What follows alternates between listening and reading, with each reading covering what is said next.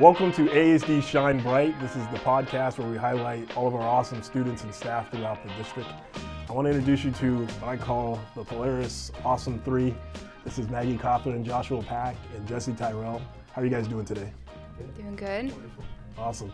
So the reason why we brought them here is because we're talking about kind of a unique thing, I think, here at Polaris, but even in our district, to have what you guys represent, what you guys are part of. And so we'll first start off with Maggie.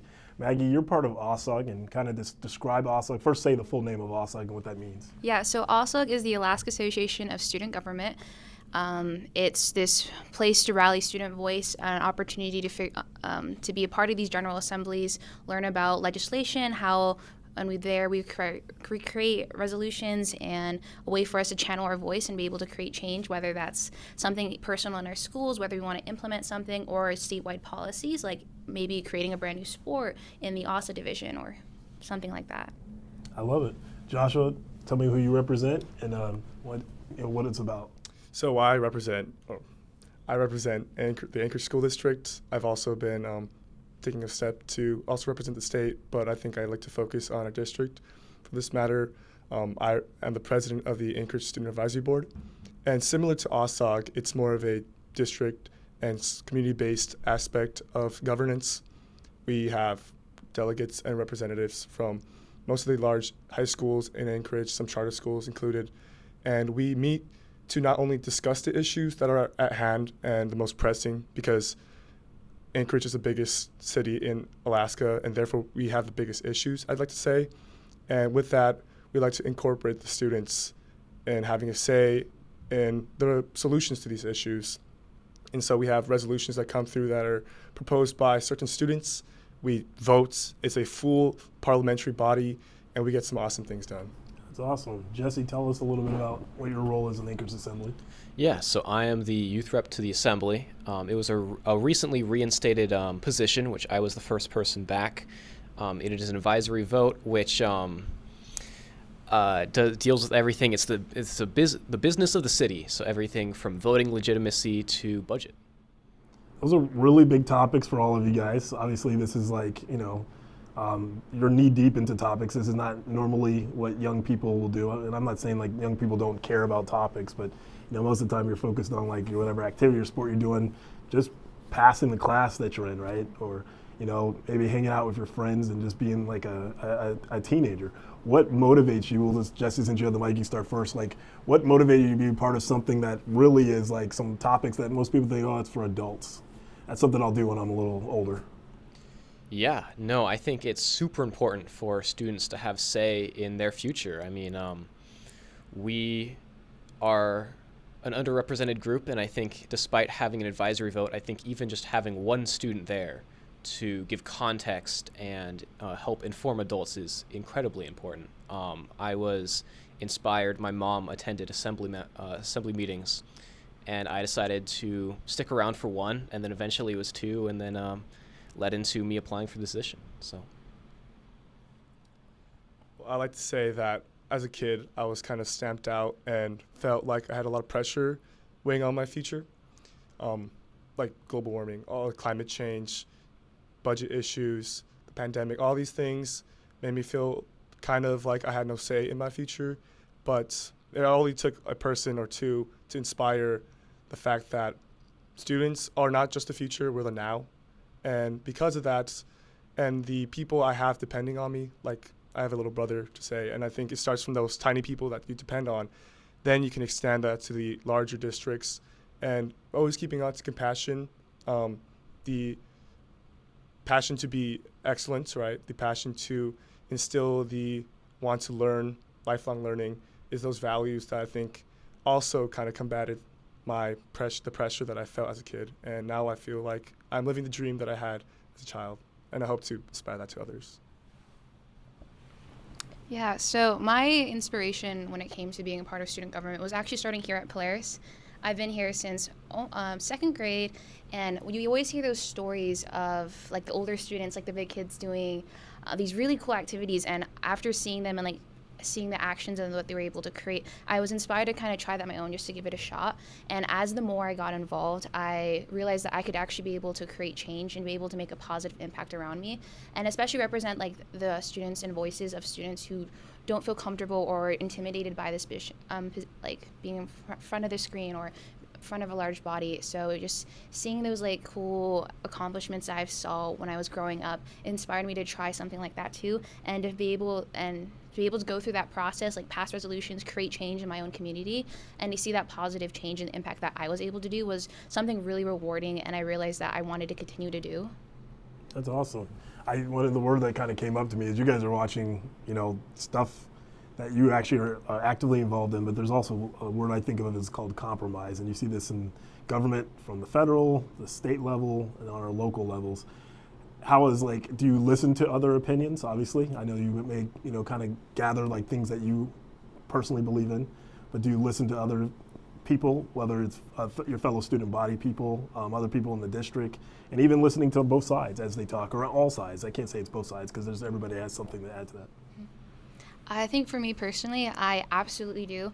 I think all of us have our unique opinions and voices, so I definitely want to hear everyone's story and opinions. I think back when I was the student advisor on the State Board of Education during my term, I actually actively try to reach out with different students from different places, like rural areas, a lot of people from Anchorage, just to hear the people's voices, just bring up a conversation like, hey, what do you feel about what's going on right now? Is there an issue that you want to go? Like, how is mental health in your like school counselors? I think just being able to listen to different everyone's story allows you to give more of a holistic view on the issue or whatever your topic's at hand, so you're able to better comprehend and like understand and like also like be able to share your own opinion and your voice from hearing all those different sides.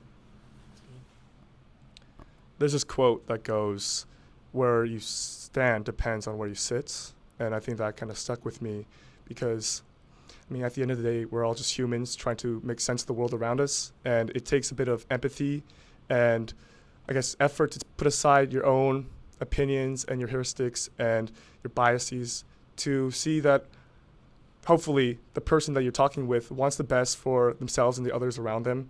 And it's with that positive mindset that I believe that we can find compromise wherever. And we're Alaskans, and we have the spirit to be kind whenever someone crashes on the highway, I think, or not the highway, but the streets at least. You see 2 or 3 people stopping by out of their busy schedule to come out and help them, right? And I don't think we could see that much in other states. And I think that makes me feel so good about what I do. And compromising is just a way ahead for all of us. Yeah, from an assembly point of view, there is no government without compromise. It is just, there's no one right opinion. There's always something in the gray. And there's been a number of issues which I thought I had a very strong understanding of, and then after talking to someone is not as there's always room to kind of grow and learn, and it's constant improvement and compromise in the assembly to make a difference.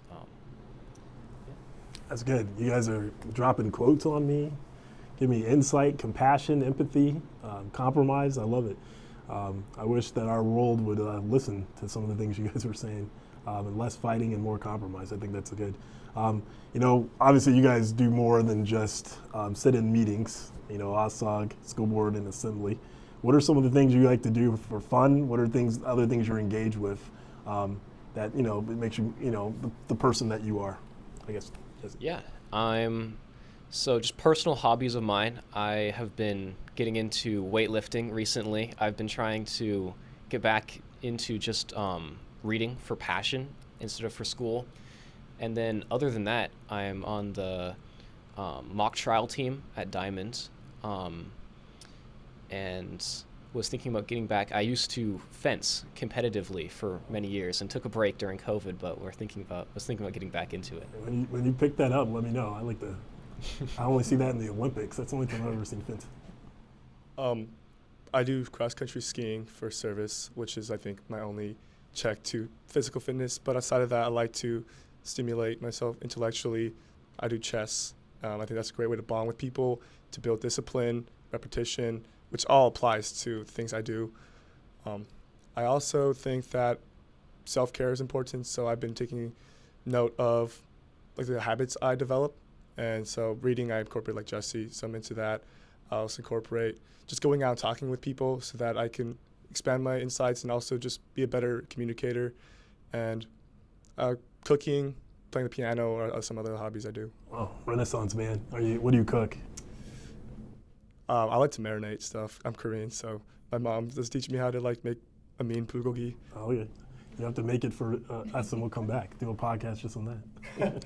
Yeah, so some of my like hobbies that I have right now is I like trying a lot of new stuff. So this season I've been taking up learning how to snowboard. That's been a very, very fun process. A couple bruises along the way, but I've been really enjoying it. And I also, when it comes to like school engagement and whatnot, this year I don't really have a lot of like student government positions, so I have a little bit more of a free schedule.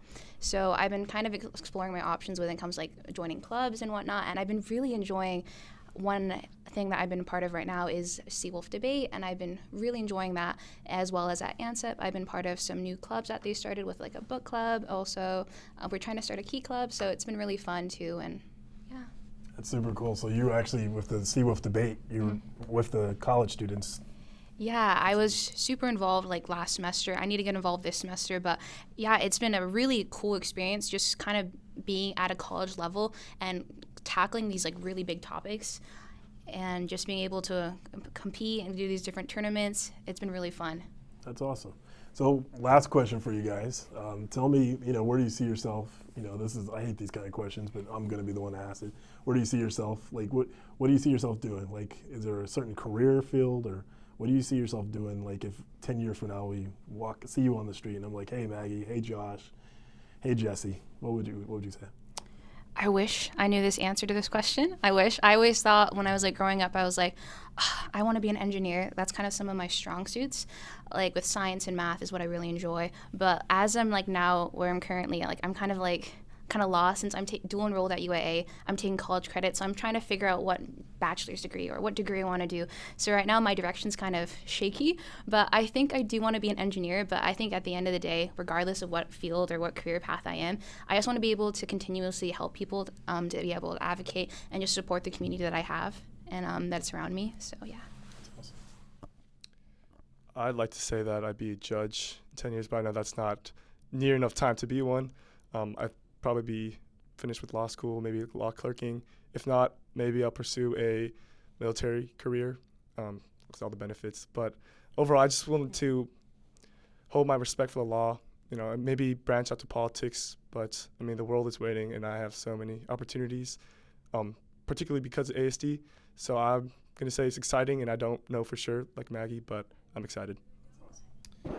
Yeah, I actually just recently toured at UAF. My mom is actually a professor at the UA system, and so that tuition is free for me. So I think my path is pretty well set. I think I'm going to kind of travel close to home, go to UAA or UAF, and study fire science to become a firefighter. I'm taking the EMT class at KCC next semester, and will be hopefully on my way to a paramedicine license and something along that path. Wow, that kind of really sums up this podcast, just because I'm talking to three very unique individuals, obviously as part of the different organizations you're part of OSOG and the school board and the assembly, but also in some of your activities and things you're doing.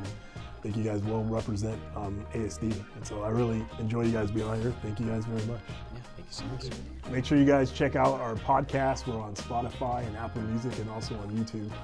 From Polaris High School, or Polaris K-12 school, I apologize. This is ASD Shine Bright.